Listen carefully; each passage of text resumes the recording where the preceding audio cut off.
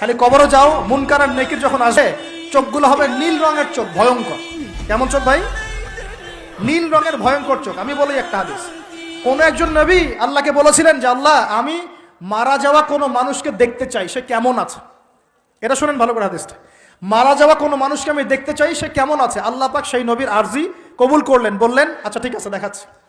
কবরের সামনে গিয়ে দাঁড়ালেন।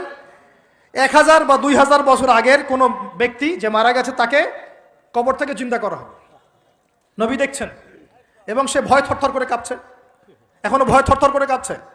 নবীজি আমাদের নবী নন, অন্য কোনো নবী তিনি। সেই নবী বলছেন যে তুমি ভয় কাঁপছো কেন?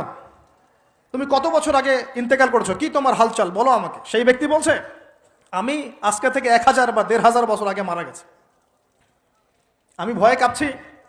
যখন আমি মারা যাচ্ছিলাম, মালাকুল মউত যা আকৃতি নিয়ে আমার সামনে এসেছিল, ওই আকৃতি আমি এখনো ভুলতে পারি না, তাই দেখে আমি থরথর করে কাঁপছি।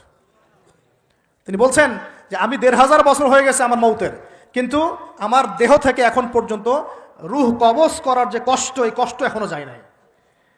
আর এই সব দুর্নীতি করে আর অন্যায় করে মানুষের সম্পদ আত্মসাৎ করে অন্যের উপর অত্যাচার করে আমরা ভাবছি যে আমরা কালকে আমাদের মাঠে পার পেয়ে যাবো।